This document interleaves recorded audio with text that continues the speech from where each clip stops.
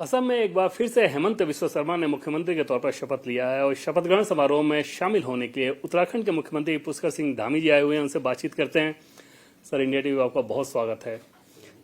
एक चीज सर, एक फॉर्मूला नजर आ रहा है कि भौगोलिक तौर पर भले ही अपेक्षाकृत छोटे राज्य हों, लेकिन बहुत जटिलताएं लिए होते हैं और वैसे राज्यों में, चाहे असम की बात कर लें या उत्तराखंड की बात करें या दूसरे इस तरह के राज्यों में, बीजेपी सरकार का बार बार आना, ये फॉर्मूला क्या है आप लोगों का? जिस और देखिए 2014 में जब से देश के प्रधानमंत्री आदरणीय नरेंद्र मोदी जी बने, उसके बाद से सभी जो हमारे ये जो चाहे नॉर्थ ईस्ट के राज्यों, हिमालयी राज्य, इन सब की कांग्रेस के कालखंड में 60 वर्षों में बहुत उपेक्षा हुई और मोदी जी के नेतृत्व में इन राज्यों को विशेष तवज्जो दी गई।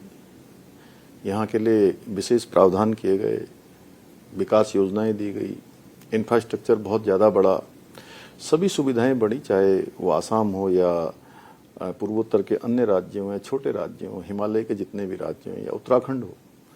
मैं उत्तराखंड की बात करूं तो वहाँ भी एक मिथक था, वहाँ पर एक परिपाटी थी कि हर 5 साल में सरकार बदलती है।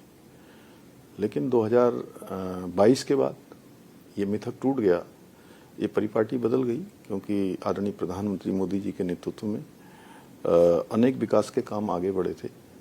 उसके कारण से लगातार लोग डबल इंजन की सरकारों को चुन रहे हैं, क्योंकि डबल इंजन आज विकास के पर्याय बन गए हैं, सुशासन के पर्याय बन गए हैं। और जहां भी चुनाव हो रहे हैं अधिकांश राज्यों में अब डबल इंजन ही लोग बना रहे हैं।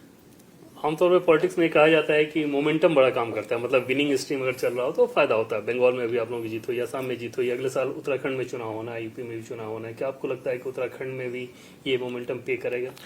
निश्चित रूप से। जो देखे गंगोत्री से लेकर गंगा सागर तक पूरा भाजपा में ही हो गया, भगवा हो गया।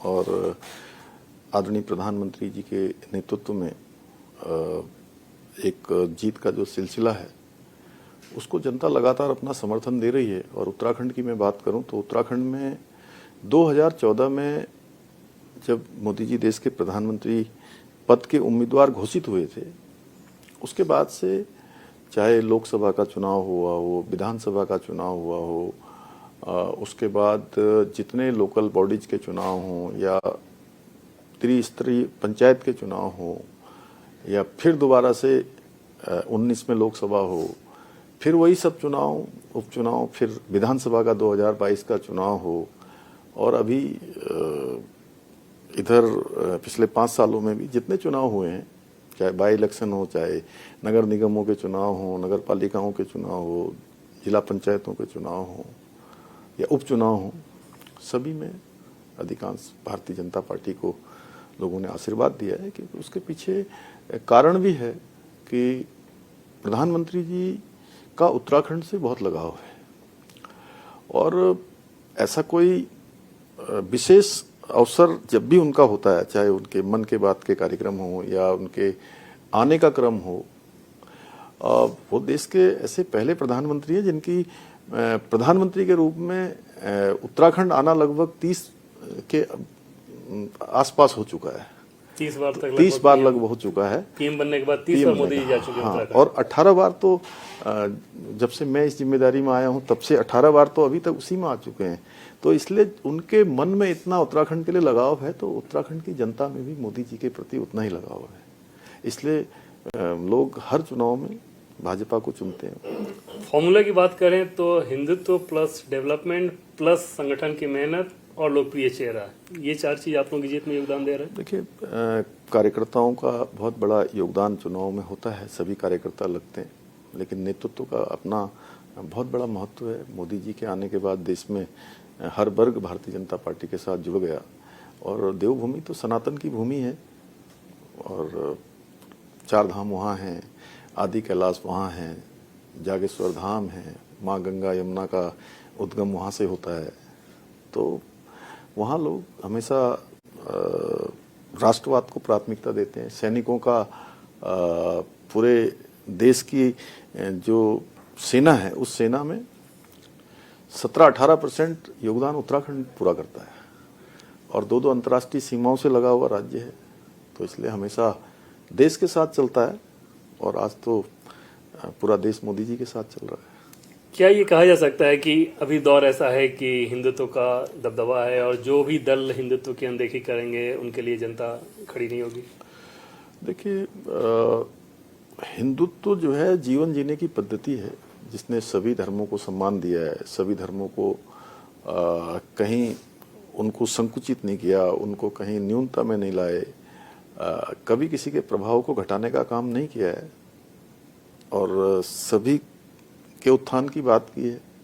वसुधैव कुटुंबकम हमारे ही संस्कृति है, तो उसके नाते मैं समझता हूँ कि चूंकि यही एक पद्धति है जिससे आज दुनिया भी जो है सहमत है, दुनिया भी हमारी इन सब चीज़ों को मान रही है, तो देश के लोग तो निश्चित रूप से उस दिशा में चलेंगे ही, चल ही रहे हैं। लेकिन अपोजिशन में कुछ दल ऐसा लगता है कि वो बिल्कुल मानने को तैयार नहीं। उदयनिधि स्टालिन ने आज एक बार फिर से तमिलनाडु विधानसभा में बोलते हुए कहा कि सनातन को खत्म करना होगा। देखिए, इनके ऐसे बेतुके बयान पहले भी आते रहे हैं और देश की जनता ने या तमिलनाडु की जनता ने भी उसका जवाब दिया है और फिर से उन्होंने दोहराया है, तो ये अब उनकी जो हताशा है, निराशा है, उसी का परिणाम है कि वो इस प्रकार की भाषा का उपयोग कर रहे हैं। अपोजिशन के भी बहुत सारे नेता, जब जैसे कि आपने पहले कहा कि पहले भी वो बयान इस तरह के दे चुके हैं, फिर अभी दे रहे हैं, अपोजिशन के भी बहुत सारे नेता जैसे कांग्रेस पार्टी तब जब साथ थी तब भी इस तरह के बयानों की आलोचना नहीं करती। इसके पीछे क्या वजह है? इसके पीछे तुष्टीकरण की राजनीति है, वोट बैंक है कि उनको लगता है कि अगर हम इसका प्रतिकार करेंगे, इसका खंडन करेंगे, तो एक वोट बैंक जो हमेशा से केवल उनका विशेष वोट बैंक है वो नाराज हो जाएगा, इसलिए वो इस प्रकार की भाषा का प्रयोग करते हैं उनको खुश करने के लिए। चुनाव में आप लोगों की जीत हो रही है, लेकिन राहुल गांधी इस चीज को स्वीकार करने को तैयार नहीं है। अब देखिए, देश की जनता लगातार जिता रही है, तो अब वो स्थिति उनकी ऐसी हो गई है कई सारे मामलों में। अभी ऑपरेशन सिंदूर का 1 वर्ष पूरा हुआ और पाकिस्तान के अंदर जो आतंकवादी संगठन चलते थे उन्होंने स्वयं मांग की है कि जो 100 से अधिक आतंकी उस भारत की सेना ने जो वहां पर कार्रवाई की थी ऑपरेशन सिंदूर के तहत, उसमें वो मारे गए थे, तो उनको कोई दर्जा वहां दिया जाए, शहीद का दर्जा दिया। पाकिस्तान के आतंकवादी संगठन भी मानने लगे हैं, पाकिस्तान की सरकार भी मानने लगी है, लेकिन राहुल गांधी जी अब भी सेना पर सवाल उठाते हैं, उनके पराक्रम पर, शौर्य पर, और कुतर्क करते हैं। और स्थिति ये हो गई है कि वैश्विक संकट इस समय चल रहा है मिडिल एशिया के कारण से, तो इसमें भी राजनीति करने से वो बाज नहीं आ रहे हैं और वो इतने आगे निकल गए हैं कि भारत सरकार का विरोध करना है, भारतीय जनता पार्टी का विरोध करना है, प्रधानमंत्री मोदी जी का विरोध करते करते वो देश के विरोध पर उतारू हो गए हैं। ये बात देश की जनता भलीभांति समझ रही है। अब उनके मानने से क्या होगा, इसीलिए जहां भी चुनाव हो रहे हैं या वो मुझे लगता है सैकड़ा उनकी हार का हो चुका है और ये लगातार चलेगा। इसीलिए लेकिन अभी जो चुनाव के नतीजों के बाद उनको सबसे ज्यादा ऐतराज है चुनाव आयोग पे कि ये वोट चोरी कर लेती है बीजेपी की सरकार, चुनाव आयोग से मिली बात करके इसके चलते चुनाव में जीत जाती है। अब उनकी पुरानी आदत हो गई है। देश की जनता अब इसको गंभीरता से इसलिए नहीं लेती है क्योंकि वो जब भी हारते हैं तो अपना फेस सेविंग करने के लिए या अपनी खींच मिटाने के लिए, मैं कहूँगा कि कभी ईवीएम पर ठीकरा फोड़ते हैं, कभी सरकारों पर, कभी मशीनरी पर, कभी चुनाव आयोग पर या किसी अन्य व्यवस्था पर, और एसआईआर जैसी व्यवस्था जो देश में आज कोई इस कालखंड में थोड़ी ना शुरू हो रही है, ये तो देश आजादी के बाद लगातार होता रहा है। तो अब ठीक प्रकार से शुद्धिकरण हो रहा है, लोकतंत्र स्थापित हो रहा है। पश्चिम बंगाल इसका उदाहरण है कि आज वहां पर भी जो है राष्ट्रवादी सरकार बन गई है।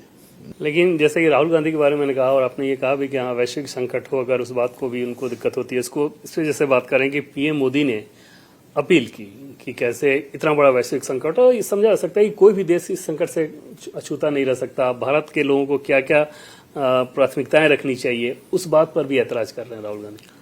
देखिए, मैंने कहा कि उनके लिए देश, उनके लिए हमारा जनमानस ये पहले नहीं है, केवल उनके लिए विरोध प्राथमिकता हो गया है और वो इस बात को भी भूल गए हैं कि विरोध किसका करना है। ये वैश्विक संकट कोई नरेंद्र मोदी जी के कारण थोड़ी ना आया है। ये वैश्विक संकट वहां आया है, पूरी दुनिया उस संकट के कारण चुनौती का सामना कर रही है, तो भारत भी कर रहा है। और हमारे भारत के अंदर इतनी सामर्थ्य है, मोदी जी ने जो अपील की है देशवासियों से, देश उस दिशा में चल रहा है। हम उत्तराखंड में भी अपनी एडवाइजरी बना रहे हैं। अगले साल वो उत्तराखंड चुनाव में भी आने वाले हैं, कहीं कांग्रेस पार्टी वहाँ मुख्य विपक्षी दल है, तो आएंगे ही आपको चुनौती देने के लिए? नहीं आएंगे, उनको हम लोग पहले भी हम लोगों ने उनकी चुनौती को स्वीकार किया है और आगे भी जो है उत्तराखंड की जनता उनको जवाब देगी, क्योंकि उत्तराखंड की जनता सेना के अपमान का कभी उसको विस्मृत नहीं कर सकती है, कभी भूल नहीं सकती है। और आखिर में एक सवाल, जैसा कि आपने बताया कि पीएम ने जो अपील की है उस पर जल्दी आप लोगों की सरकार कुछ एडवाइजरी भी जारी करने वाली है? हाँ, निश्चित रूप से हम लोग जो पूल व्यवस्था है, अन्य व्यवस्थाएं हैं, और ईंधन की कम से कम खपत हो, गाड़ियों की व्यवस्था है, और जो मीटिंगें हैं वर्चुअल उसको करेंगे। ईवी जहाँ पर अच्छा हो सकता है वहाँ पर करेंगे, और अधिकारियों की और हमारे पार्टी की भी जो मीटिंगें होंगी उनको भी हम लोग कोशिश करेंगे, जैसे वर्कर फ्रॉम होम पहले वर्चुअल से करते थे उस प्रकार से जितने भी उपाय हो सकते हैं। और जो ऊर्जा के क्षेत्र में जो हमारे यहाँ पेंडेंसी है, या कोई पेंडेंसी है छोटे कार्यालयों में, बड़े कार्यालयों में, उसको भी अगले 1 माह 2 माह में जो है पूरी तरह से उस पेंडेंसी को भी समाप्त करेंगे। और जो हमारा खनन का सेक्टर है उसमें भी जो लीज होनी है, माइनिंग होनी है, ये होनी है, उस सब को भी जो है निस्तारित करेंगे जल्दी से जल्दी। सर, इंडिया टीवी से बातचीत करने के लिए आपका बहुत बहुत धन्यवाद। बहुत बहुत धन्यवाद।